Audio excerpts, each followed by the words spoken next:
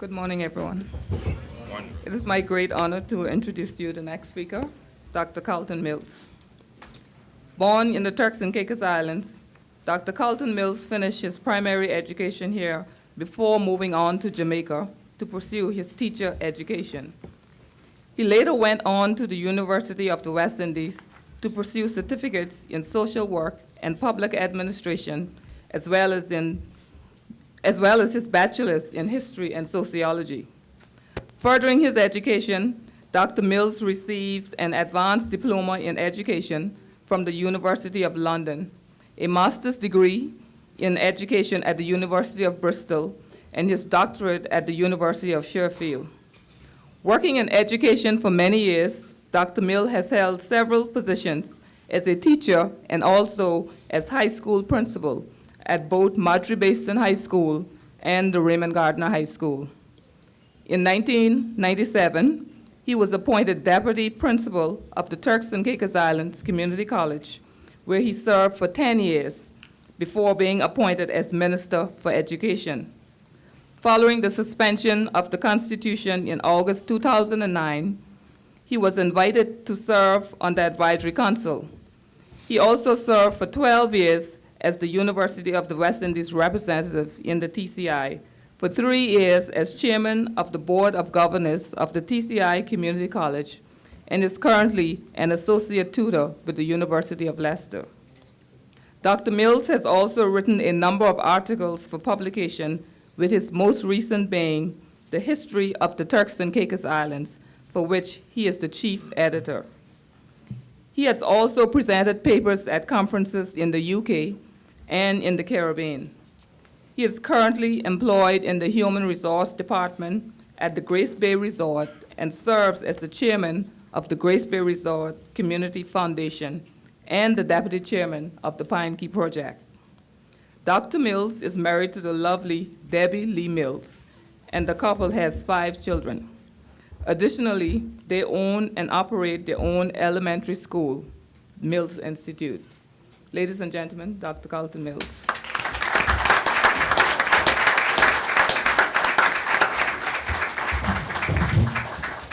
Good morning, everyone. Thank you so much, Ruth. It's a pleasure to be here this morning. I want to say thanks to Fortis for inviting me. Mr. Powell, thank you so much, and Talisha, who has been my contact base, and with her beauty and the charm that complements this beauty.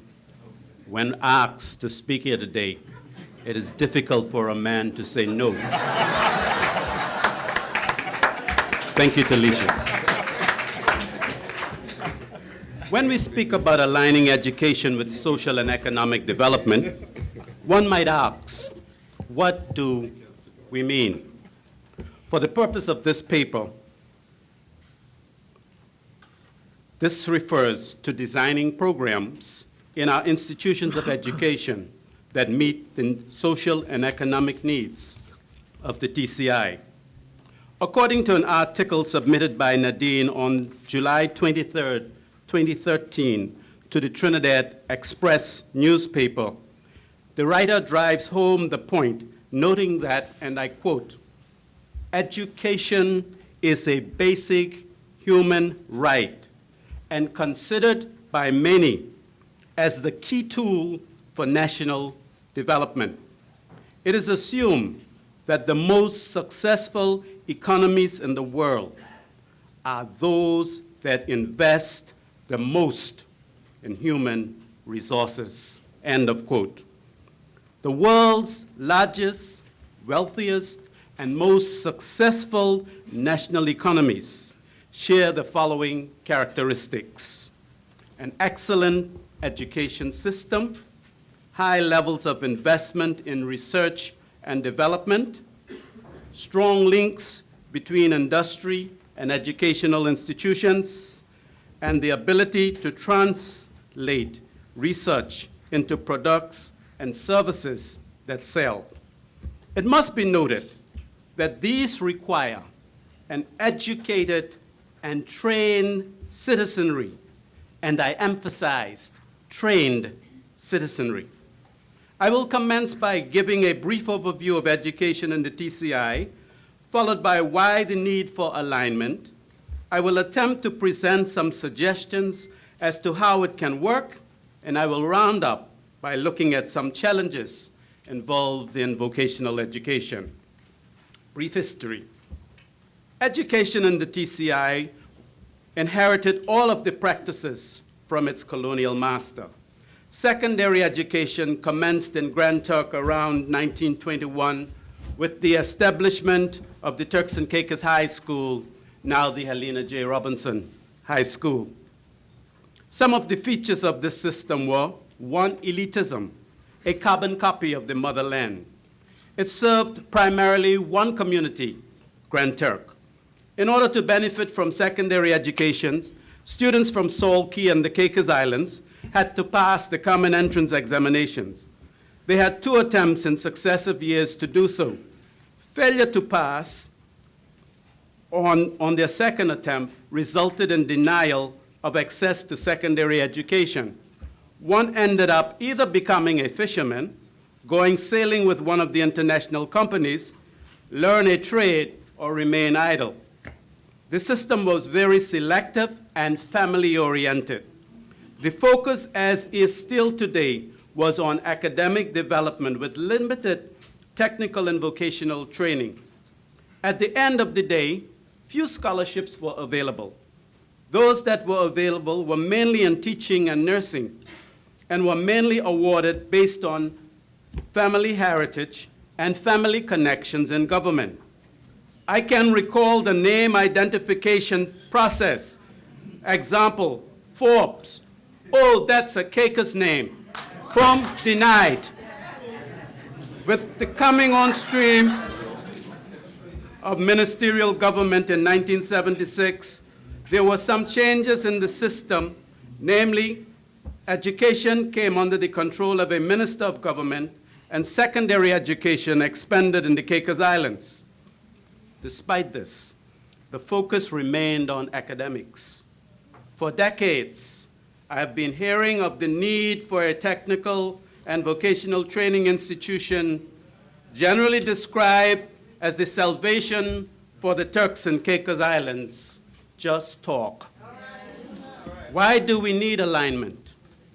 In order for alignment to take place, the curriculum in our schools and at the community college need to be overhauled. It needs a TCI taste. The curriculum needs to be relevant to meeting the needs of the Turks and Caicos in relation to the kinds of businesses that operate here. There needs to be a connection starting at the primary level, progressing into the secondary level, and ending at the community college. This gives rise to a 3-pillar system where each pillar is built on as the child or the student advances through the system. Higher education then connects workforce development to economic development by matching instructional programs to the needs of the country. The question then is, how do we bring about this alignment? One must first ask 2 questions.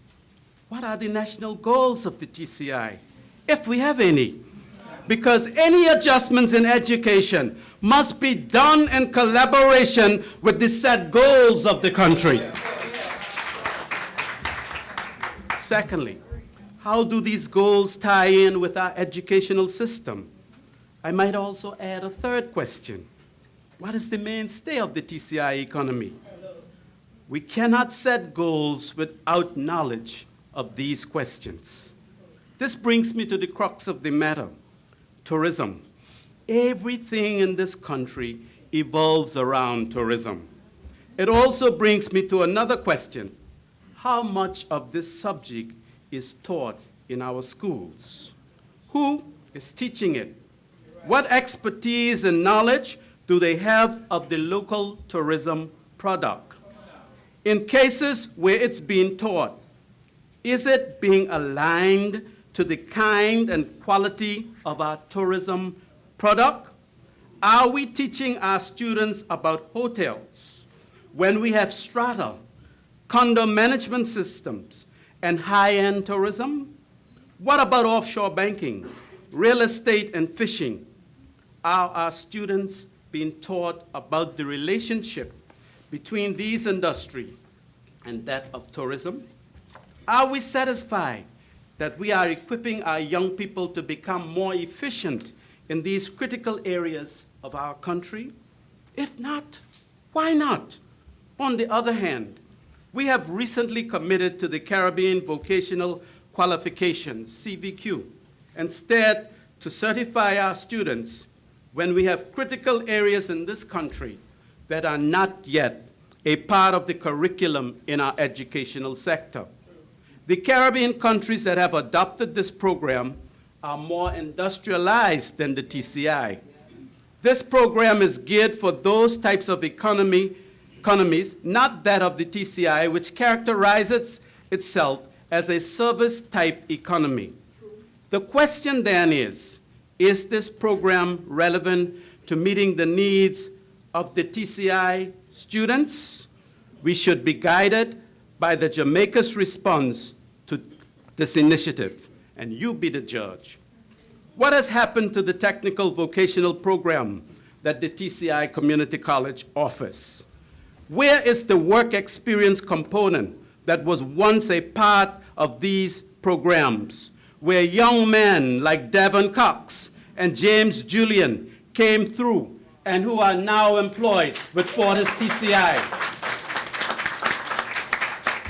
And if I might back up a bit here, and I know Devon and James wouldn't mind, I was fortunate enough to be the principal at Madre-Basin High School when Devon came to Madre-Basin High School, and also at Raymond Gardner High School, where James was a student. When these guys came to school, they could not read at their level. We adopted a program that fit their needs, and today, look where they are.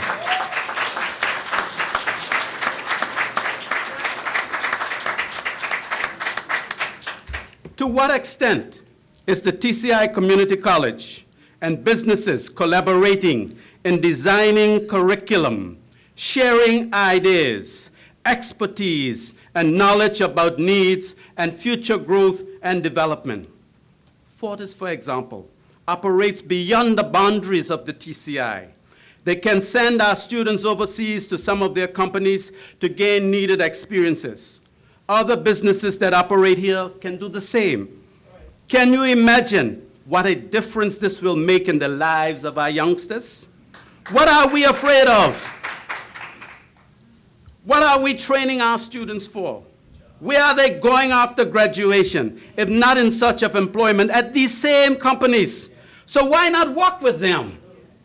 There must be alignment with our curriculum in our institutions. In order to do this, there must be a stronger working relationship between the high schools, the community college, and the business community. Is there such a strong working relationship?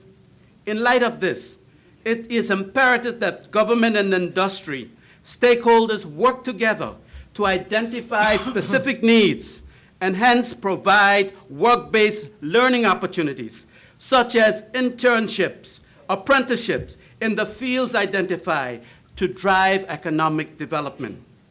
An internship or apprenticeship program can be a mandatory initiative on the part of the government to ensure that high schools and community college students get the needed exposure to industry. This can be done through signing an MOU with businesses or be embedded in their development agreements.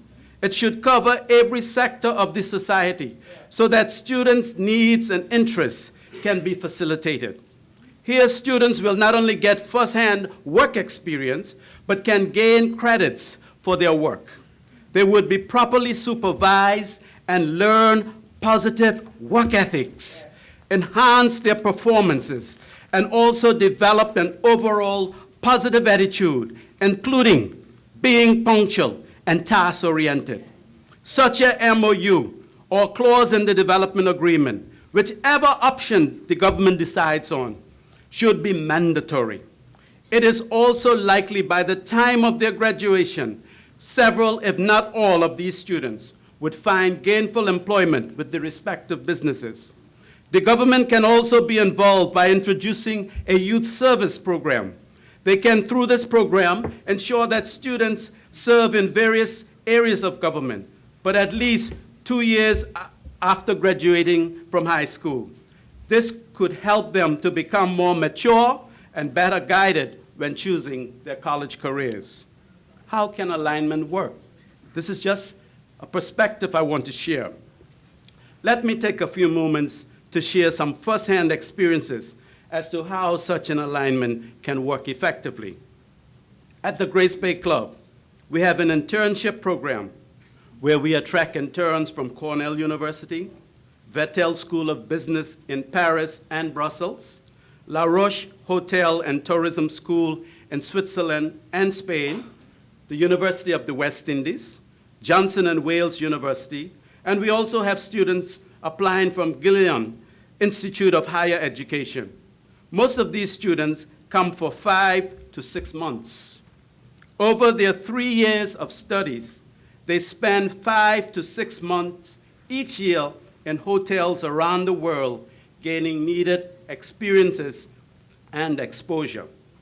Our students from the community college spend 6 weeks.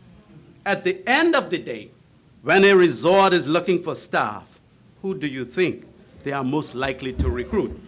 With a 6 weeks internship program, by the time our students get into the flow of things, they have to leave. We also have an internship program for high school and community college students, which started in October 2009. It has no time limit. The students come in after school, in the afternoons, after schools, on weekends, and on holidays, where they gain vital exposure, being guided by top persons in the industry. They are in food and beverage, front office, concierge, and also accounts. To date, because of this program, 3 of our students from the Turks and Caicos Islands have gained full-time employment with the Grace Bay Resorts. What am I saying? In order to align education with social and economic development, we must involve industry. This principle can be applied to all businesses in the TCI. The problem with our education system is that we are so bent on knighting the top academic performers and GSAT and CXC that we have forgotten that we have to build a country. We also have to bear in mind that we have challenges in numeracy and literacy in our schools, which also need to be addressed urgently. For example, because of skills training in the energy sector, the economy of Trinidad and Tobago has transformed from a plantation economy to an exporting industrialized nation. Today, this twin island state boasts of having the largest GDP in the English-speaking Caribbean, with a nominal per capita GDP of over $17,000 US.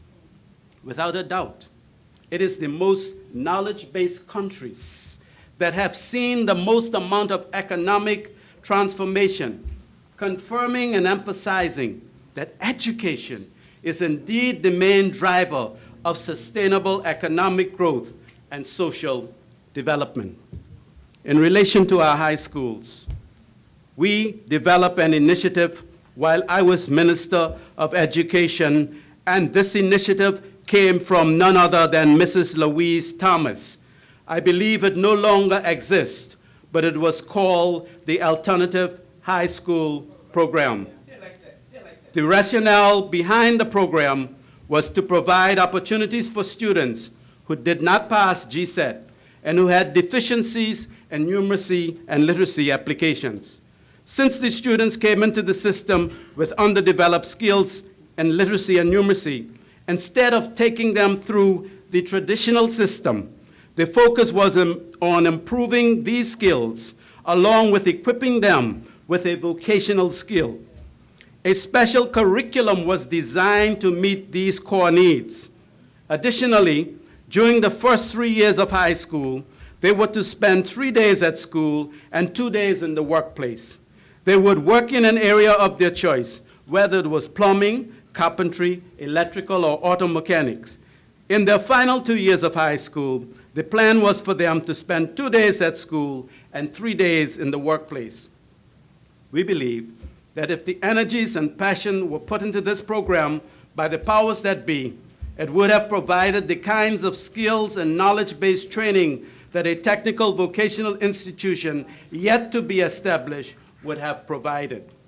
Secondly, students would learn from instructors on the job firsthand. After 5 years of such a program, we believe that we would have created a pool of young, talented Turks and Caicos Islanders ready for the world of work with 5 years of work experience under their belts. Of course, this was just the foundation. This is similar to what Australia does. In order to get a job in this country, one has to get into a job readiness program that provides work experience. This practice enables their students to be ready to hit the road workers that enable employees to have the requisite and suitable labor force to ensure sustainable development. The program that I made mention of earlier was a start in this direction. Unfortunately, the TCI missed the years of plenty between 2003 and 2006 to build the relevant infrastructure needed for this kind of education. Some challenges. The TCI is a small developing country with tourism accounting for roughly 80% of its GDP. This lends to the TCI being what is generally described as a service-type economy.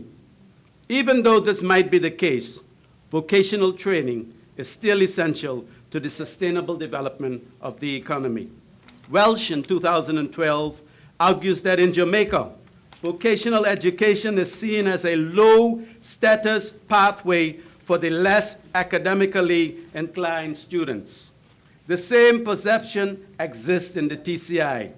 Lewis in 2008 supports this view when he states that it is often offered as an alternative education for low academic performers.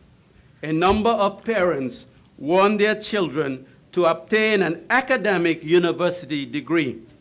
Vocational education is viewed by them as a low priority and not pursued even by the government with much vigor and innovation. In Singapore, on the other hand, vocational education is a crucial element to this country's economic education modernization. A tremendous amount of energy is put into engineering. Secondly, this government has sought to increase the prestige of vocational education, while we in the TCI still associate it with dunciness. Our resorts and our power company cannot function effectively without skilled personnel in these areas. Countries like Finland, Germany, and Australia have developed a fully integrated approach to their education. There is a linkage between what the students do and what industry needs are. We need to look to these countries to see how effective their systems are, rather than continue to follow our current partners down a pathway that is not suitable for the type of country that we want to build.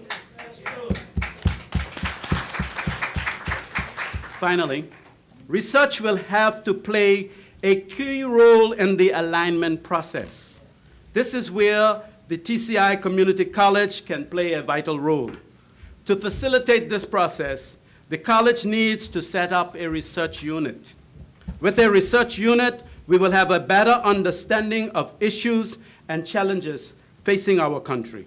Lecturers at the college should be compelled to research and publish their findings for public information.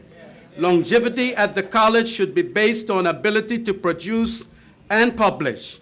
As the saying goes, publish or perish.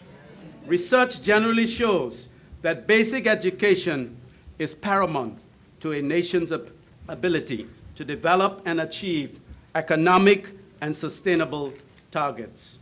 Once targets are identified, the TCI will need to re-examine its educational curricula at all levels. In conclusion, there are studies that link education to economic growth. Education also contributes to improved productivity, which theoretically should lead to higher income and economic performance. With such an alignment, through education, it can contribute significantly to the establishment of socio-economic perspectives for democracy. Thus, investment in education can tremendously influence democracy and the development of a civil society. It is also evident that alignment can lead to a more trained TCI citizenry for the job market. It can also help to change the perception that technical vocational education is only for the less academically inclined students. Maybe the famous philosopher Aristotle knew this centuries ago when he said, "The fate of empires depend on the education of our youth." I thank you.